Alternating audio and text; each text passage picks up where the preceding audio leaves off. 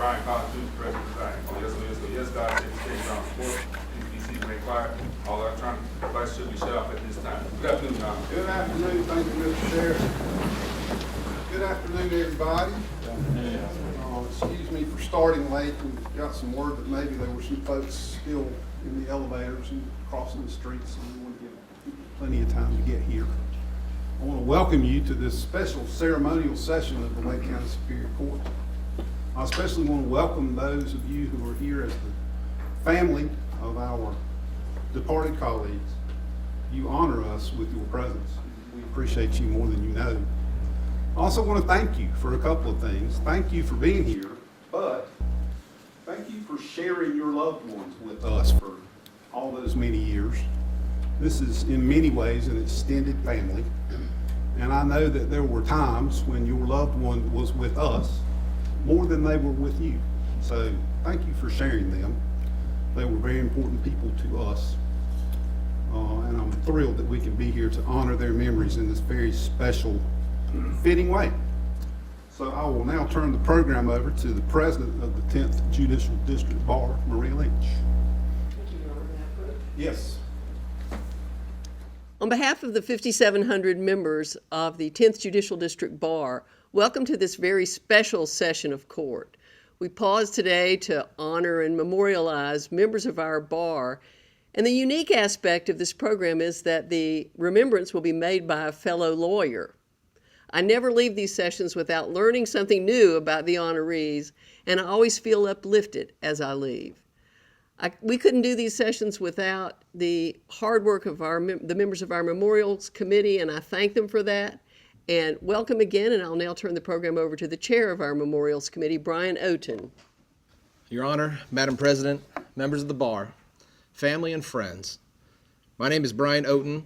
I am the chair of the Memorial Committee for the 10th Judicial District, and I welcome you to this special session of Superior Court. On behalf of the members of our committee, I want to tell you just how meaningful and truly special these sessions are. I always walk away from these special sessions feeling encouraged and inspired about not just our profession, but also our community.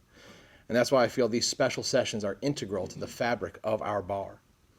And I also want to express our sincere thanks to the families of our honorees for joining us today and allowing us as a local bar to recognize these 5 incredible individuals.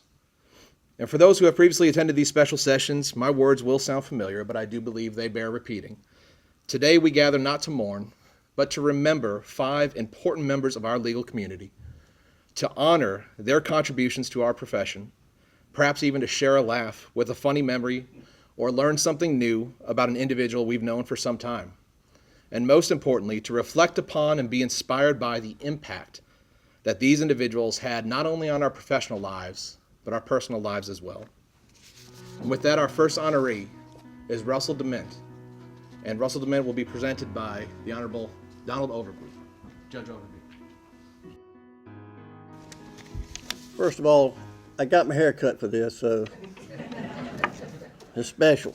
And actually, truly, it is very special. It is great that we have an opportunity to come here and worship, or not worship, that's him. Pay homage to some great lawyers and friends of ours. The ones who are being honored today are all, or were all, good friends of mine, and so it is especially good that we have these gatherings. And it's also good, since I'm here to talk about young Russell W. DeMent Jr., and it is DeMent. That's the way about 9 million drunk drivers would identify themselves. I think there was something at all the local watering holes that had a sign back there, when you get stopped on the way home, tell them DeMent's your lawyer. And it carried forward. But anyway, it's good because his son Rusty and Rusty's wife Nella and his daughter Angie and her husband John are present with us. And so let me give you a few words about my good friend Russell W. DeMent. Maybe a few things that you don't know about Russell. First of all, the first thing that you, I'm sure, did not know, because it was a select group that knew him by the name of Skippy. Most folks around the courthouse never knew that he would answer to that, otherwise they probably would have been calling him that all the time. But he was Skippy. I remember when I first started practicing law, which in my mind's eye was only about 2 weeks ago, but in times of longevity was a number of years ago. I would come in with my 2 little speeding cases, and I would sit down on the bench and wait patiently for somebody to feel sorry for me and come over and ask me what in the heck I was doing there. And then about 10:15, 10:30, I would see this tall, very erect man with no hair come in, and everybody was all of a sudden, "Yes, Mr. DeMent. Good to see you, Mr. DeMent. What can we do for you?" "Certainly we can do that for you. No problem." And I'm sitting there wondering now, I've been here for 2 hours. They ain't even spoke to me yet. So I couldn't figure out exactly what the deal was. And I come to realize that a lot of that was just the way Russell did business. He would, in the early days, he had Helen Finch, and then he had Dottie Burrows, and then he had Frida. And they would come over ahead of time and get all of his files, and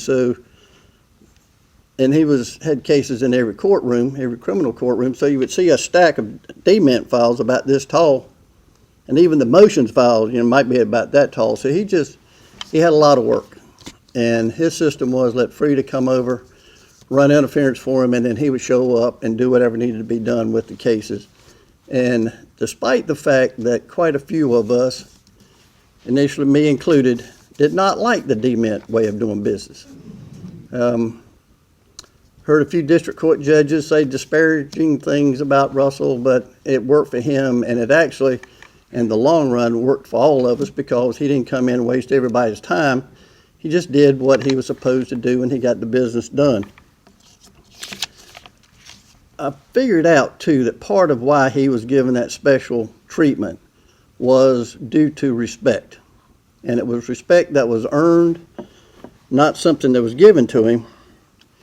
And in those days, me still being the young lawyer at the time, there were a group of lawyers who practiced around the courthouse that I just kind of thought were among the elite, somebody that I wanted to emulate.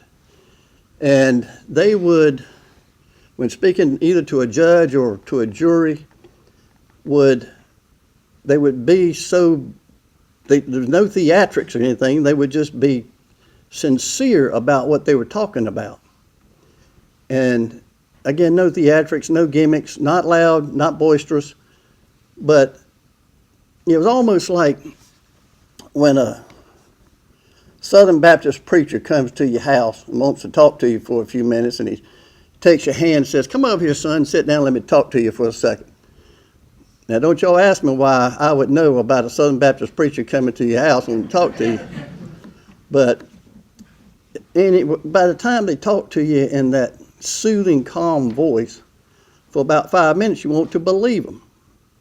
And again, there was a certain number or group of guys, lawyers, that was their style. And it was just natural for them. It came easy, it was believable, and they were just very good at what they did. And Russell was among them. I considered him to be a very skilled, very good lawyer, and he built that reputation, and again, it worked well the way he practiced law in the courthouse. Now, a few things that you probably didn't know. One of the things that Russell did was he was determined to know the names of all lawyers who came to the courthouse just about any time. If you came into a criminal courtroom over a period of time, Russell wanted to know your name. It was not a big deal, but to him it was, because he wanted to make sure that the lawyers who came in there had some older guy who'd been around a while, knew how to do things, cared about them enough to know who they were. And I remember the first time he called my name, I thought, how in the world he knew that? But it was good. It was just a small thing that he did, but it made a lot of difference to a lot of people, and again, me included. When he got sick and was still practicing law, it was, and he could not remember the names. That was one of the things that kind of bothered him and actually sent him a signal that it might be getting close to the time that he wanted to quit. Because I remember he came to me and talked to me about that. Small thing, but to him it was very important.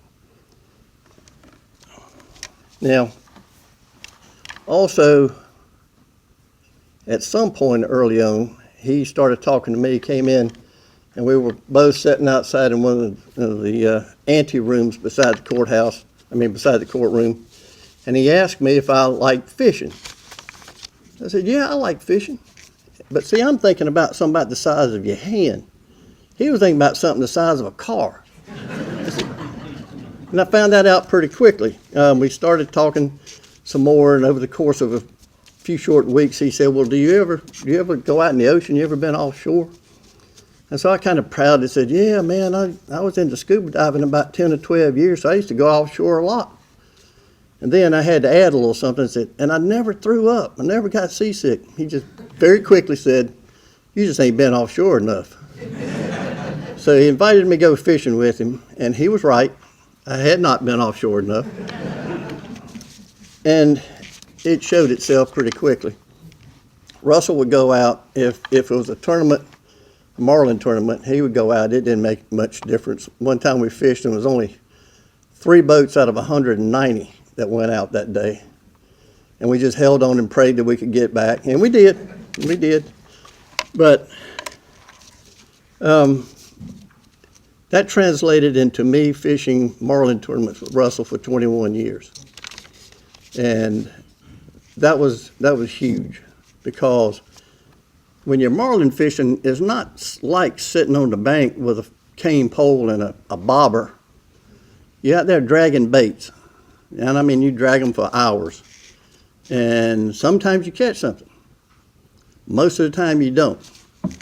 So you got to fill in the time with doing something different. So it probably hundreds of hours that Russell and I sat on the bridge of his boat talking about various and sundry things, and sometimes just saying nothing, just being together and being friends. And it was invaluable. Now, Paul Gessner will try to tell you that I stole a marlin from him, but it's not true. I just got to the chair faster than he did.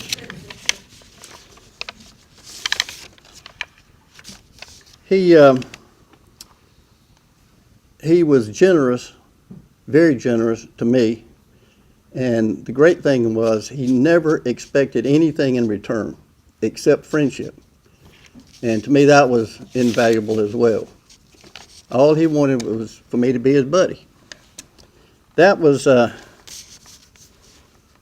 it was special, but I may have taken it a little bit too far in the other direction when I was on the bench, because Russell often accused me of just being mean. And he may have had a point, but he said that sometimes I seemed to bend over backwards to make sure he was not currying any favor, so I sometimes came across as maybe being a little hard on him. Maybe on occasion could not utter that word "not" in front of the guilty part. So maybe he just didn't like that part.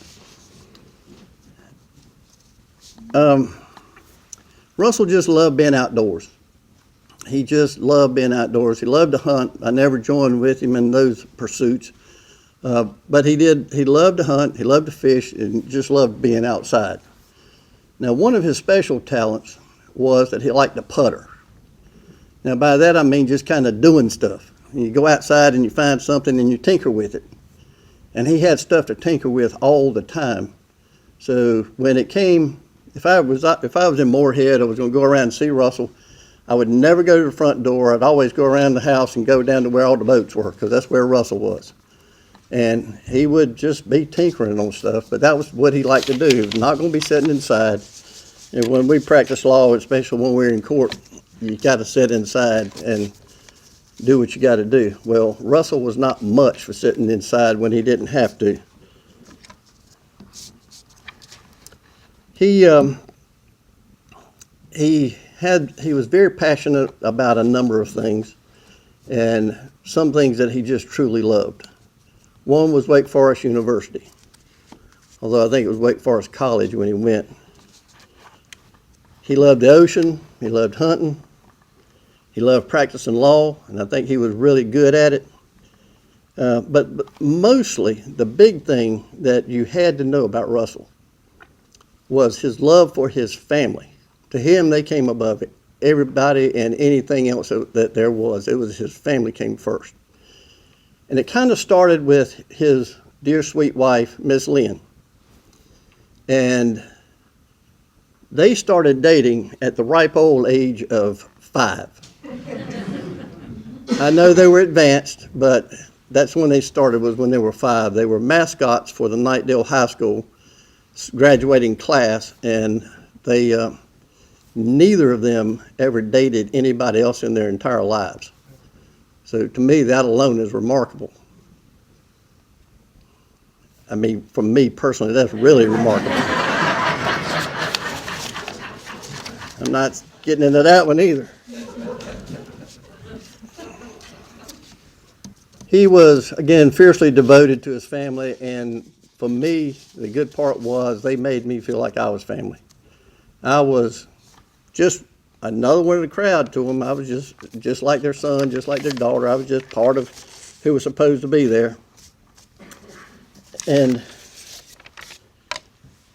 another little thing about Russell was that he was extraordinarily funny. Now, those of you who saw him around the courthouse probably never would have pictured Russell as having much of a sense of humor, but he was funny. He was extraordinarily funny. He just had a very quick, sharp mind, so whatever was said, he had something in his mind as an immediate reply. And one of the most remarkable ones, or ones that stuck, was we were getting ready to go on the Big Rock fishing tournament, marlin tournament, and somebody, in unloading the car and everything, had set down about 5 or 6 cases of beer on the porch. And so Lynn, in her dear, sweet, southern, charming voice, said, "Why, Russell, I don't like that beer on the porch." And immediately he responded and said, "Well, Lynn, what kind of beer do you want? I'll go get it." So that was the way he was. I mean, he just had an immediate comeback for just about anything. So he was extremely funny. Over the last years that his health really was failing, I would try to go see him just as often as I could. And even then, he was funny. Even when he could not speak, that was audible, there were some things that he did that I cannot repeat in here, but they were hilarious. And just things to let you know that he still was the same old Russell, even though his body was letting him down. Kind of generally, in summing up, Russell DeMent was my buddy. He was a great guy. He was a great lawyer, a great friend, and he was an integral part of what this court system was about, and just a great lawyer. Thank you.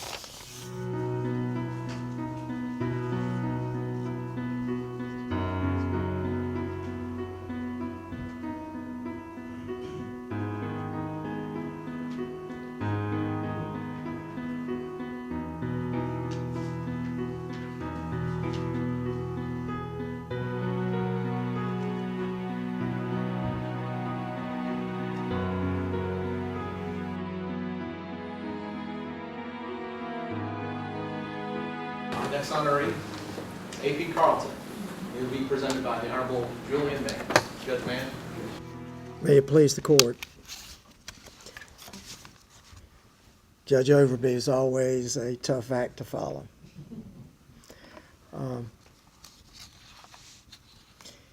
I love that picture of AP. It's actually one of my favorites, and it really captures him.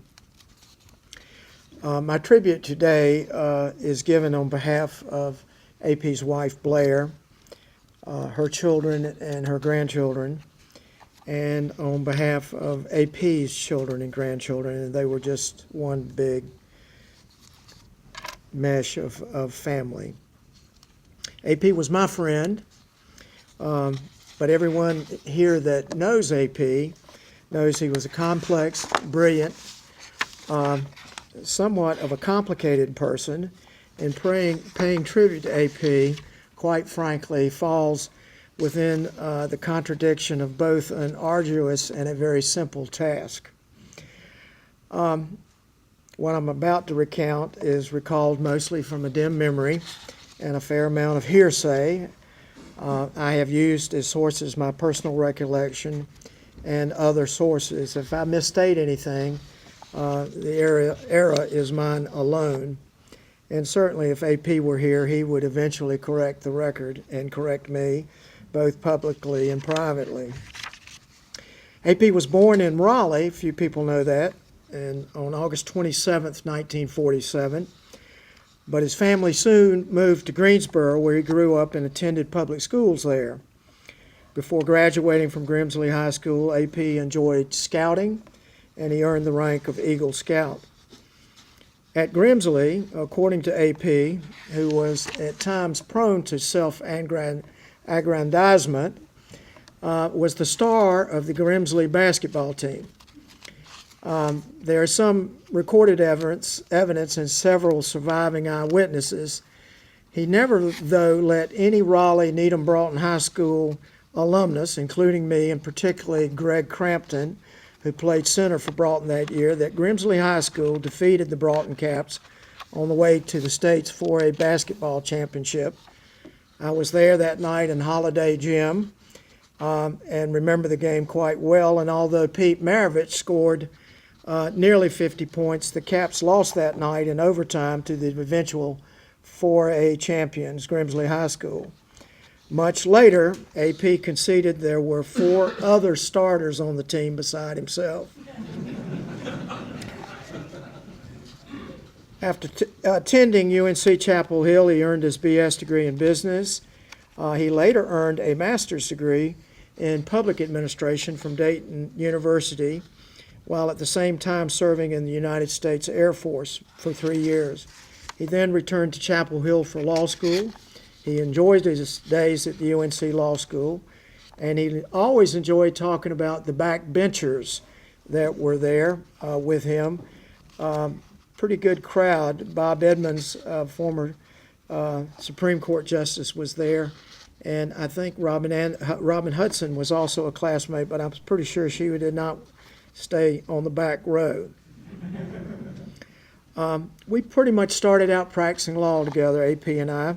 We were both in the old BB&T building downtown across from the old courthouse before Federal Street had been turned into a pedestrian mall and then back again into a street.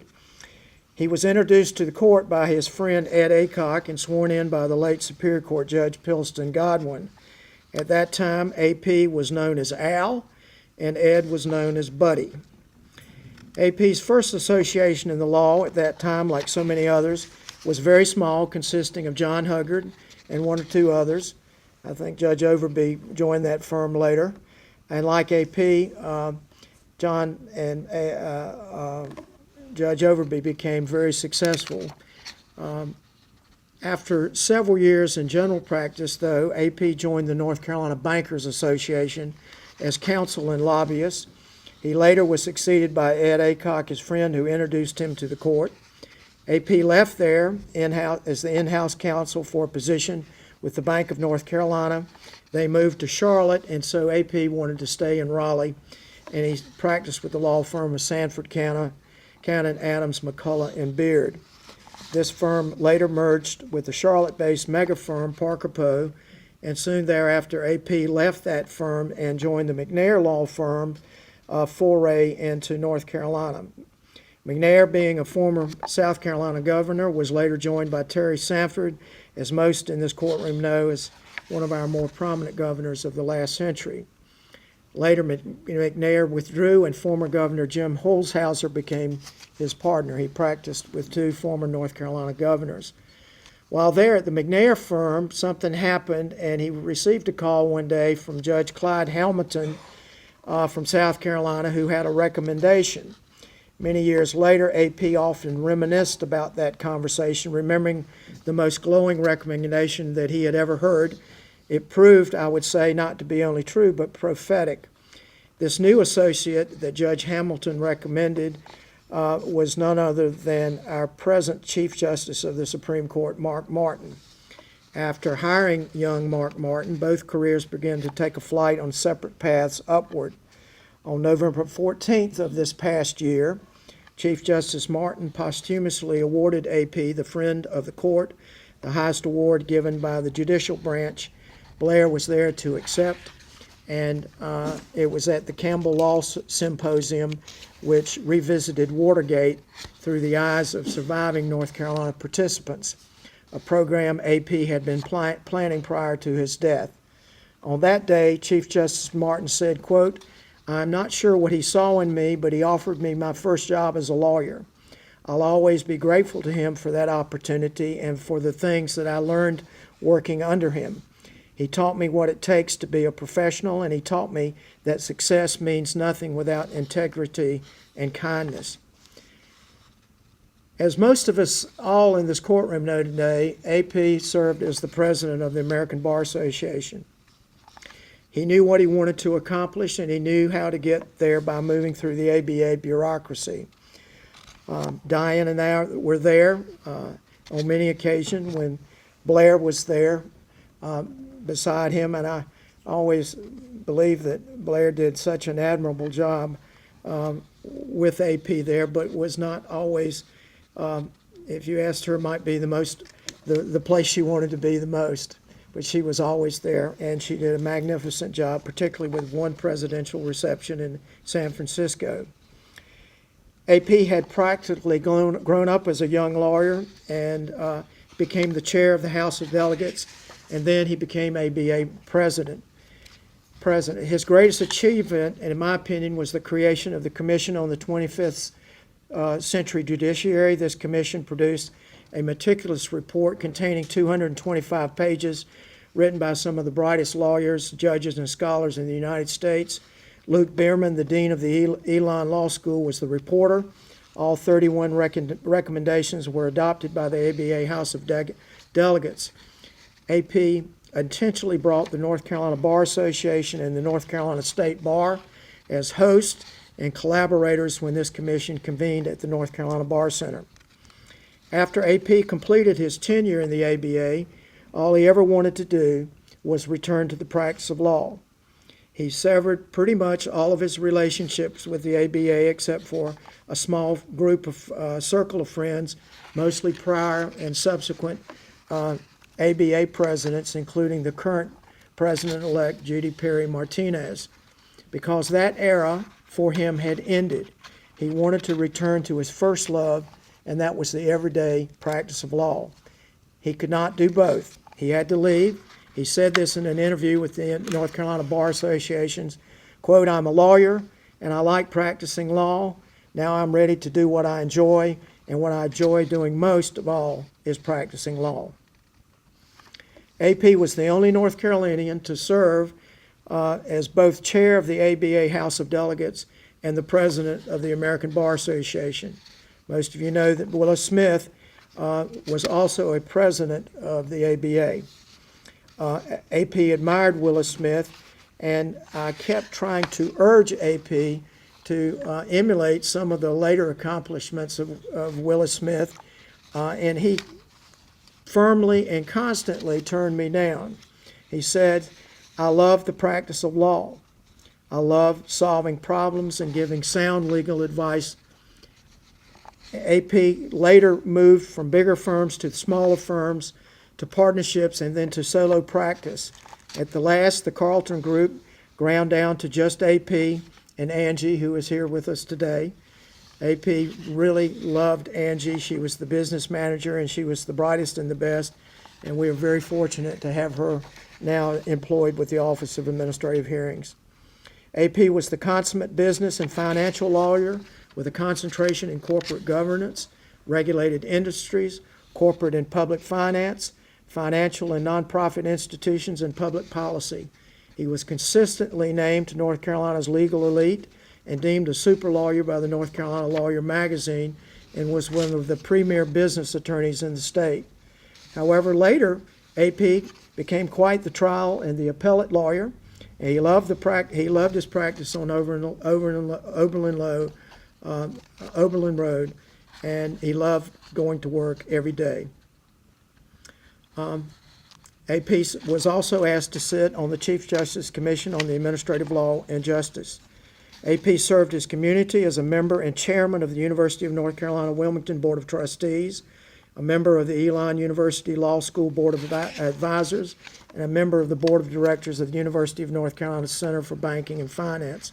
He was a fellow of the American Bar Foundation, a member of the American Law Institute, and a member of the National Association of Bond Lawyers. AP loved the law, he loved his wife Blair, he loved his family, and he loved his fellow lawyers. You might not, if you were on the other side of his case, always feel that love. He could be gruff and adversarial, but his love was always just beneath that rough exterior. And AP may not have always walked humbly with his peers, but he always walked humbly with the Lord. He acted justly and he loved mercy. He loved the Moravian Church, he loved the history of the Moravian Church, and he enjoyed his membership there with Blair. AP was a Tar Heel, and he loved the Tar Heel State. As he rose to national prominence, he always remained a Tar Heel first. There was never a mistake about where he was from, and he was proud of his Tar Heel heritage. I spent a lot of time with AP, over 15 years. I will say that AP dearly loved banana pudding and Danny's barbecue. He would load the trunk of his Lexus with so much banana pudding and fixings that literally the front end of the car tilted upward. You could hardly bring it all into the house and the tray would not fit in the refrigerator. But AP was not just a consumer of North Carolina barbecue and a self-proclaimed expert, but actually he was a nationally certified judge, and as you might expect, never uncertain as to which contestant was the winner. In closing, I'll quote from some of the comments that AP's family said about him in his obituary. Quote, Carlton was a lawyer, a husband, father, grandfather, and a friend. He had a personality that was larger than life. He loved authentically with a brilliant mind and an overflowing heart, sharing both freely and often. He dubbed all people alike with an affectionate nickname. Everyone who knew him had a story about him. He unapologetically filled a room. He was so uniquely AP. He had a much unmatched energy fueled by the desire to connect with people and inspire them. In so doing, he fueled his own personal drive that led to a lifetime of personal and professional success. AP's booming Southern drawl garnered the attention of all in his presence. I can still hear AP's booming voice that filled the room. We give tribute to some really great lawyers today, and AP is certainly one of them. AP gave his life to the law, but he, I believe, would want us to remember the day that after reaching the pinnacle of professional success, at the end of a very long day when he suddenly died, that AP Carlton had returned to his first love, and that was the everyday practice of law. Thank you.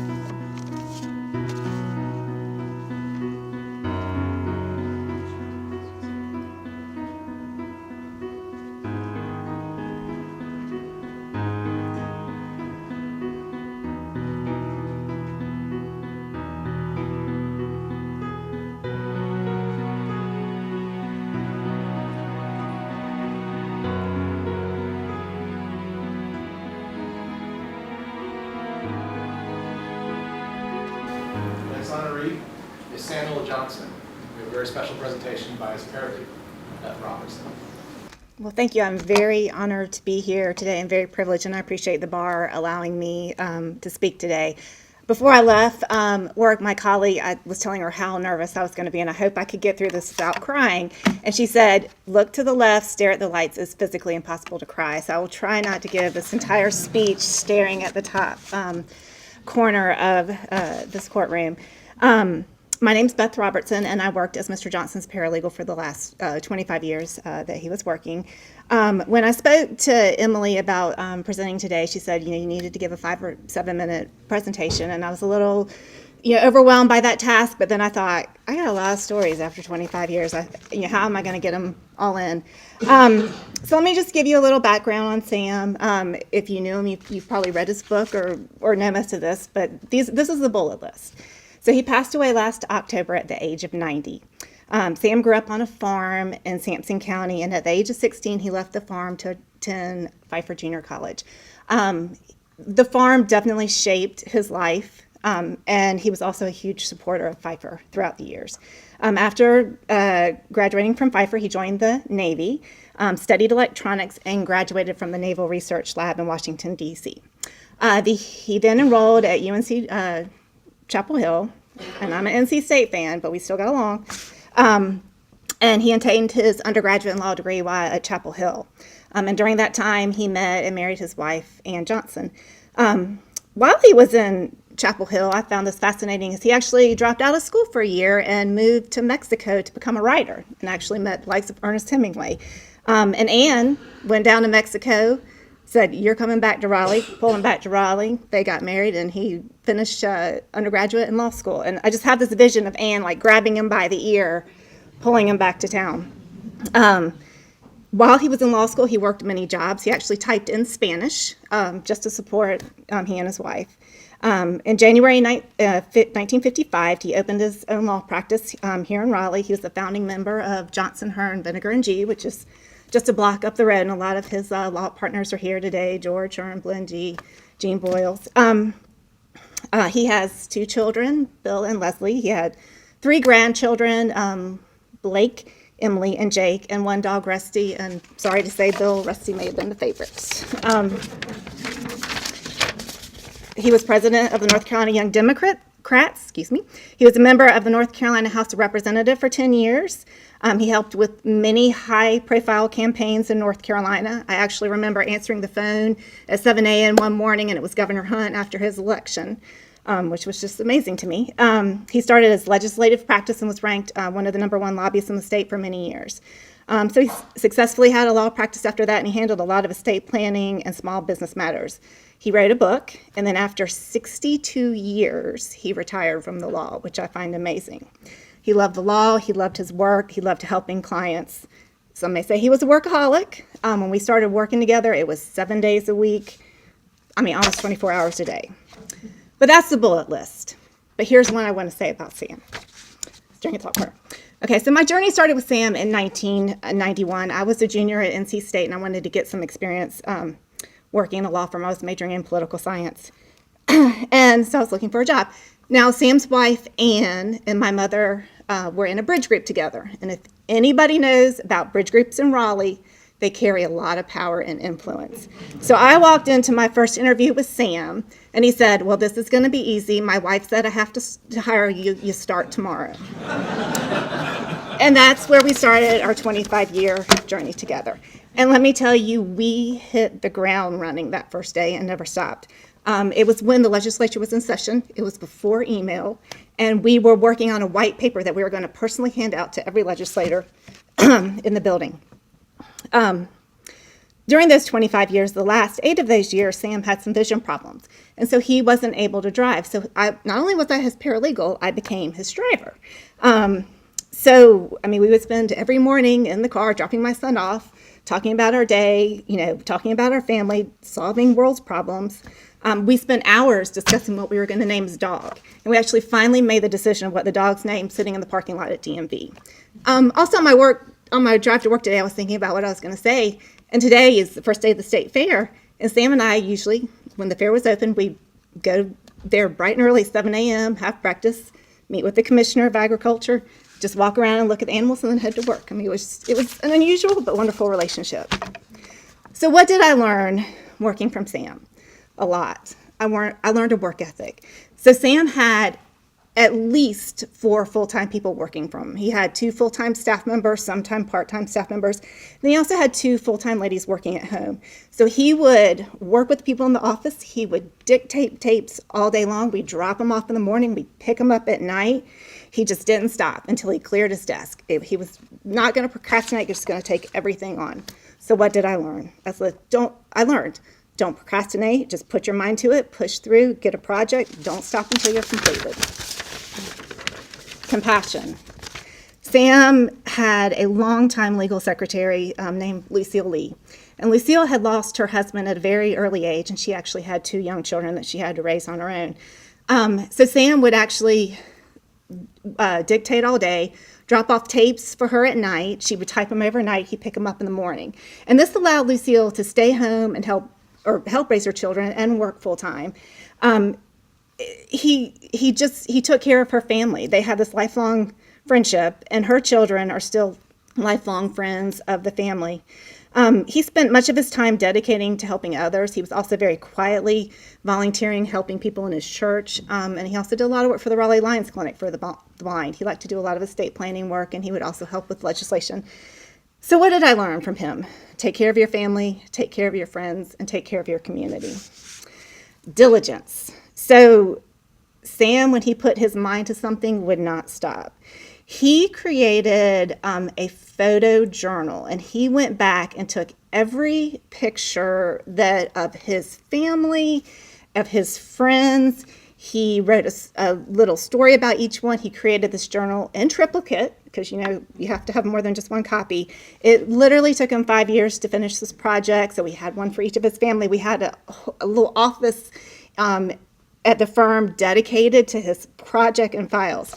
So it took him 5 years to complete it. He completed it. And then what did he want to do next? He wanted to write a book. So he wrote a book, which he published. And I always look back and said, you know what? Back in law school, he wanted to write a book. And so maybe he didn't get to write it till he was 75 years old. But you know what? He stayed diligent and he wrote that book. So what did I learn? You can succeed at absolutely anything you want to. All you have to do is try, and all you have to do is put your heart, mind, and soul into it. Now, I didn't choose to write a book. My passion's tennis. I'm still working on that, but I'm giving it a lot of trying. Friendship. So every person that Sam met, he called a friend. And I used to think, my goodness, you hardly know him. How can you already be saying, my friend, my friend? But you know what? He found a way to connect with absolutely every person. He looked for the good in every person, and he found a common interest, and he became their friend. So what did I learn from Sam? Look for the good in the people you meet. Find a common ground. You can never say that you have too many friends in life. Integrity. So this was a word that I threw out, and I'm like, okay, integrity. I mean, Sam has so much integrity, a story. And I just couldn't come up with a story. Now, my new job is in the integrity department. I'm an integrity specialist for my company. And I was like, okay, why am I stumbled on this? And then I thought, the motto for my department is don't look the other way. And some of our corporate executives have said, what does integrity mean to you? And they said, proactive behavior, do what's correct versus doing what's convenient. It's simply doing the right thing, demonstrating honesty to ourselves and our colleagues, even when no one is looking. What you do defines what you stand for, doing it right, even when no one's watching. And I was like, that speaks for Sam. He lived all of those values. So what did I learn from Sam? Feel proud of the work I'm accomplished. Never take an easy road. Take a task head on, and don't ever be ashamed of any work you do. Do it with integrity. Faith. So Sam had a very strong faith, which was such an important part of his life.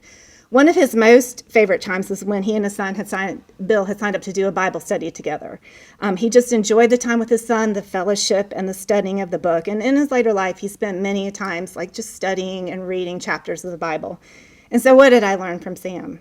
Find your faith, pursue your faith, share your faith, and know when your life comes to the end that you're going to have your eternal life with God. Hospitality. So Sam loved to host a party in his backyard. Rain, snow, sleet, extreme heat. We've been there when it was 99 degrees. But he loved to throw a party. He actually had a cabin he built off Highway 98. This was way before my time. And I used to hear of some epic parties back then. And I find it very strange that I didn't hear a lot of the details of the stories because I had heard most of his stories. So I imagine if anybody had ever been invited, they had some good stories from that party.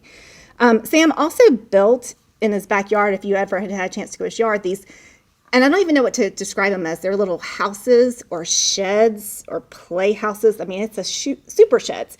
I mean, they were 2 stories. They were filled with books. They were filled with antiques. They had his collectibles from the farm, his ham radio. and everything from his life. And you go to a cookout and you would sit there and you see these houses. And I just felt like, you know what, he had created his own country store in his backyard, that farm life, that country life had had such an impact on him that he created his own country store, sitting there in a rocking chair looking at the collectibles. Also, in later years, Sam put together extremely elaborate camping schemes that he would like to invite his friends on. He took his Jeep, he had it modified with all sorts of, to put a tent in there and had cooking equipment and boxes, and he would plan these camping events to the detail. Talk about tinkering and getting that going. So just always hosting. So what did I learn from Sam? Surround yourself with friends. Create good times. Make the memories. Don't wait for the others to invite you. Do it. Just invite your friends. Initiate and enjoy your time with your friends. So while Sam may have had a lot of eccentricities, he was definitely a man who loved the law. He loved his friends, and he loved his family, and he took care of his people. But one of the most important things I learned from Sam is to lead your life through example. I can't tell you how much he has affected my work ethic, but also my personal life in our 25 years together. And I hope that, I will have anywhere near as an impact on someone else's life as he has had on mine. If you knew Sam, you knew he loved the bird, the cardinal. So he had his business cards with the cardinal on it. He had letterhead made up with the cardinal. We always had to find a firm Christmas card that had a cardinal on it. It was almost a joke in the office. I was looking on the internet last night, and cardinals are supposed to symbolize hope, joy, health, and rejuvenation. And there's this old folklore that says, when cardinals appear, angels are near. So Sam will always be my cardinal. So I thank you very much for letting me speak today.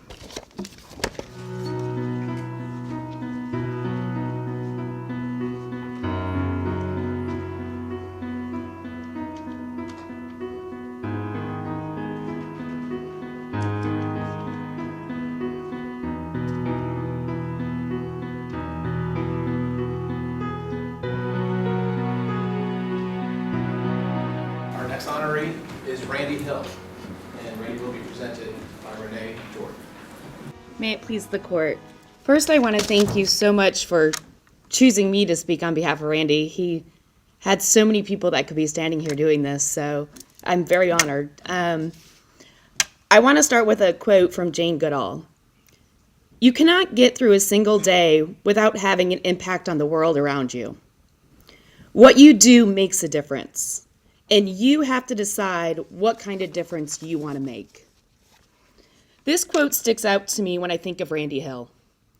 Randy made a true impact on the world around him each and every day, and made such a difference in every life he touched. And boy, he did touch a lot of lives. I asked many friends and colleagues of Randy's, if you could state one quality of Randy that stuck out most to you, what would it be? And hands down, the word that came up the most was kindness. Randy's nickname was Buddha, and that was not just because of his big Buddha belly that he had, and it didn't come without thought. The teachings of Buddha is transforming one's suffering into peace through loving and kindness. This is Randy, and this is what he encompassed as a person. Randy had truly cared about each person he talked to. When Randy asked you how your life was, he really actually meant it. He really wanted to know what was going on with you. It didn't matter if you hadn't talked to him in a month, a week, or just the day before. He really, truly cared about what was happening in your life. This is not a quality that many of us possess. Most of us become so self-consumed with our own lives that sometimes we forget to care about the ones around us. Randy never seemed to forget this. Randy's kindness definitely bled into his profession as a lawyer. He had the ability to see the entire judicial system from a human perspective, a perspective of kindness, compassion, and non-judgment. He recognized that each and every person in the judicial system were all humans, and each of equal importance, not one better than the other. All of us have our flaws, and all of us have our strengths, from the judges that sit on the bench to the defendants that we represent. He was able to see the human side and the good in each and every one of his clients. It didn't matter how heinous the crime that they were charged with or how heinous the facts in their particular case. Randy was able to see the good in all of them. Let it be a person that was charged with murder or someone that was charged with DWI. He treated each client with the same respect and got to know each and every one of them. Understanding the human side of what occurred and the human side of them. His keen interest in the human side of the defendant led him to actually become involved in the production of a television show. He helped to produce and create the television show called My Bad, in which convicted defendants had an opportunity to tell their unique perspective on what they learned and a chance to say, my bad, to society at large and the victims from their shortcomings. Randy truly encompassed his nickname of Buddha with his clients in listening to them and treating them as an equal. He gave them kindness and love through their sufferings to help them achieve some sort of peace. Randy's kindness was exuded through his smile and that great big bear hug. His smile would literally light up the room. And his bear hugs, which many of us have missed over the last 10 months, always bettered your day. Whether you were having a great day or a terrible one, that smile and that hug would remind you that someone truly cared about you. Randy's kindness and passion to fight for those that could not fight for themselves reflected in his charity work. Randy was passionate and loved the charity St. Baldrick's.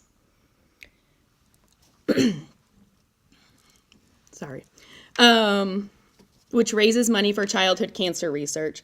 After one of our best friends, Steve's son, Sawyer, passed away of glioblastoma at the age of 8, which is a deadly brain cancer, we all became very involved in St. Baldrick's, and Randy was right there at the forefront.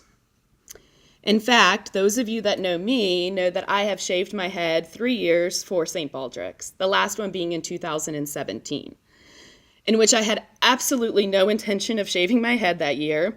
I was just going to MC the event. And it was Randy, through his generous donation and his continually egging me on, that ultimately made me shave my head that particular year as well. Another aspect that Randy can teach our profession is to understand the balance between life and work. Our profession is a stressful one, and many of us struggle with how to balance work and life and our own mental health. Randy was definitely able to do this, and we should all take a page out of his book to better our own lives. Randy really enjoyed his friends, and so many of them being outside of the legal profession and from all aspects of life. He understood the importance of enjoying life outside of the office and outside of this courthouse. Randy loved sports.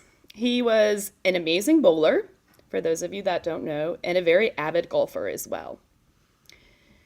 And Randy's love for his Irish could not be beat. He attended Notre Dame University, was actually an ROTC there, and he actually later served as a captain in the United States Army and JAG Corps. And that love for his Irish never, ever stopped. One of my last memories of Randy and his Irish was the beginning of football season 2017. We were all at a friend's house, opening day, watching NC State football in their backyard. Randy was with us. None of us knew that. He was actually sitting in the driveway by himself, watching his Irish on a TV by their RV. We didn't know that Randy was at this party until halftime. He pops around into the backyard, and we realized he was there the whole time. He also loved his Hurricanes. He was a longtime season ticket holder of the Canes, and we actually had a memorial service for Randy this past March, where about 30 of us attended a Canes Rangers game, and he was remembered on the Jumbotron. And maybe a little bit of Randy was spread onto the ice, just so you know. So when you see them Zamboni going by, just realize Randy is there. I don't think it's a coincidence either that the Canes have had their best starting season ever in history, now that Randy is there full time. Now to my favorite team that Randy loved was his New York Yankees. I could always count on being able to watch a game with Randy, and if I wasn't watching it with him, I would definitely be getting text messages on play-by-plays of what was going on, as I'm sure many of you also received. I may have taken those text messages for granted when I was getting multiple ones, 162 games out of the year, as well as postseason. But now, I long for those text messages. Sorry. There was definitely times in this postseason when Yankees were playing Boston that I would look at my phone and I would just wish I would get a text from him. The Wake County Academy of Criminal Trial Lawyers recognized what an amazing attorney and person Randy was. And we actually created an award in his memory, in which Randy is the first honoree of this award. If we could all take a little bit of Randy's kindness, his compassion, his non-judgment, his ability to humanize everyone, his ability to balance our legal professions and our lives outside of this courthouse, whatever that might be, we would be better lawyers, judges, and humans, a little bit more like Buddha. Randy left us all too early. Over the last 10 months, we have truly been able to see the impact he has made on the world around him and the difference he has made. I mean, this man has had, I think this might be the 6th memorial service he's had. I mean, a golf tournament, he's, I think maybe 2 golf tournaments that he's had. So he's definitely made a huge impact in the on the world. And I want to end with that same quote from Jane Goodall. You cannot get through a single day without having an impact on the world around you. What you do makes a difference, and you have to decide what difference you want to make. Life is too short. What kind of difference will each and every one of you make in your lives? Tomorrow is another day, a day to start making an impact on the world around you, and to be a little bit more like Buddha. Thank you.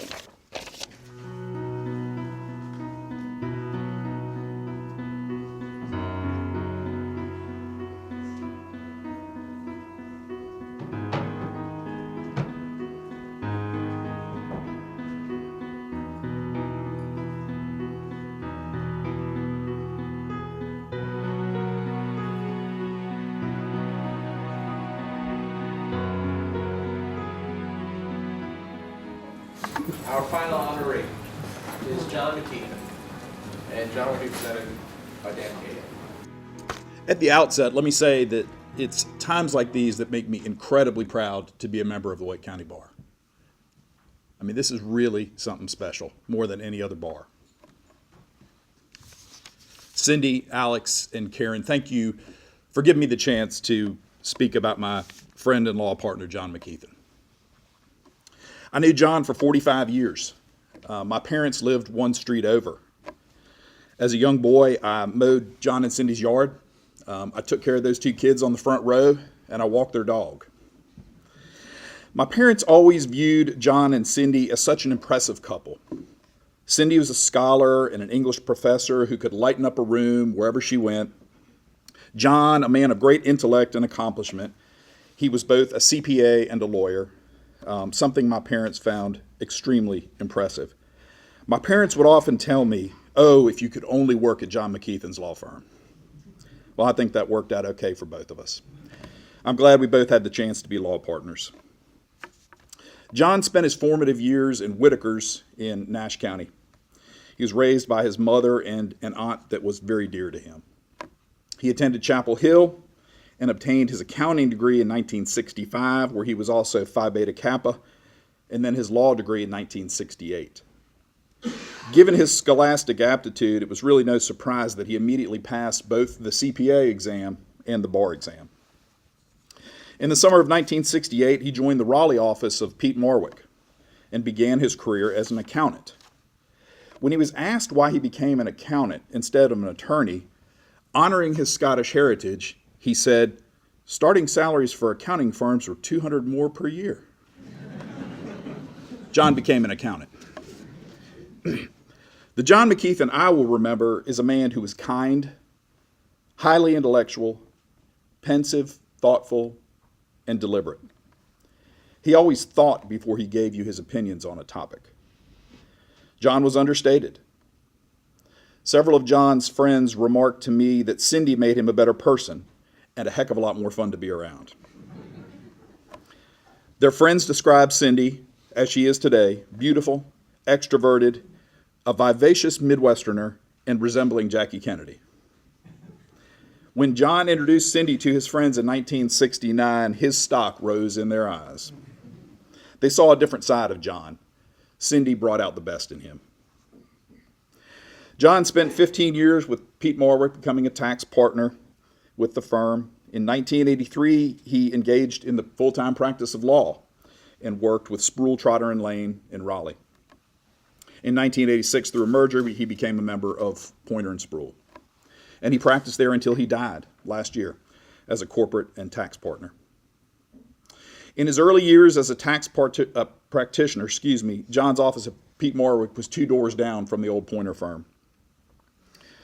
He worked on transactions and projects with many Pointer attorneys and became their longtime friends. John was known for his professionalism, his intellect, and his kindness to others. Several colleagues remarked that there was no one they liked or respected more than John. They wished that there were tawdry or scandalous stories to tell about John, but then again, he was a tax lawyer. He simply had no vices. I did not know this was the picture they were going to use, but his one vice that came out was he really liked to drink red wine, but he sold it off as being for health reasons only. His son Alex, who I grew up with, shared that his dad was a diligent worker and a rule follower at work. This view was held by his colleagues. He said that John refused to counsel clients in the 80s and 90s on any type of tax shelter program. He just thought it was wrong and he wouldn't do it. But Alex said when they were at home or on vacation, John loved being spontaneous and not having any rules or a schedule. John was detail-oriented, and when he researched or studied a tax matter, he always had the correct answer. Back in the 1970s, John was handling a complicated tax return for a very difficult unnamed client. If you knew him as a practitioner, you're confident, like I am, that John had the right answer, and that the return was prepared correctly and accurately. Nevertheless, the detail-oriented client insisted on a meeting at the client's office in Chapel Hill with John to go over the return. John explained to him why the return was right, explained to him how he did his work, and that everything was correct and accurate. The client, not satisfied, wrote a letter to the supervisor at the Pete Marwick office in Raleigh. He complained that when he explained his concerns to John, John didn't say anything to him and simply looked at him with a look of bemused tolerance. Many of John's friends that I spoke to over the last few weeks, sort of gathering stories, recall this look. And they said it was the look he would give you when you said something stupid or thoughtless, and he just had too much decorum to tell you otherwise. This became known as John's look of bemused tolerance. We at Pointer remember John as a scholar. He was methodical, thorough, and pensive. He embodied the phrase that God gave you 2 ears and 1 mouth for a reason. John listened more than he talked. One of my partners said he was really good in this law firm because while most lawyers uttered too many words, John did not utter as many. When he did speak, people listened. John was our go-to person for tax matters, especially obscure things. He was always willing to help on a tax project and always willing to stop what he was doing to research it and get you an answer. He never said no to a colleague. He could take the most complicated tax problem and give you an answer that the rest of us could actually understand. He would come into your office armed with his evidence and all the cases supporting his reasoning. John was a real asset to our firm. John was a lover of the outdoors and of bluegrass music. And at his memorial service, the family picked some very uplifting bluegrass music that I'm sure was much to his delight. John was an avid reader and especially enjoyed reading about Ben Franklin. He admired Ben Franklin's quality of winning arguments by asking questions of others and letting them trap themselves. I believe John also resembled that quality. John loved the beach, especially Ocracoke Island, where he would fish all day long with family and friends. He would fish whether or not he caught fish, whether they were biting or not. He just enjoyed being outdoors. He absolutely loved the anticipation of going to the beach as much as he did the time he spent there. And as he got older, a friend asked him, John, do you ever think you'll simply retire and move to the beach? And he said, he thought about it for a minute. He said, no, because if I lived at the beach, I couldn't be excited about going there. A law firm is built on the pillars of those who went before us. Firms are judged by the character of those who comprise it. We are grateful to have a man of the character, intellect, and personality of John MacKethan who helped form the ethos of Pointer Spruill. I can only hope he's just not looking down on me now with that look of bemused tolerance. Thank you, Your Honor.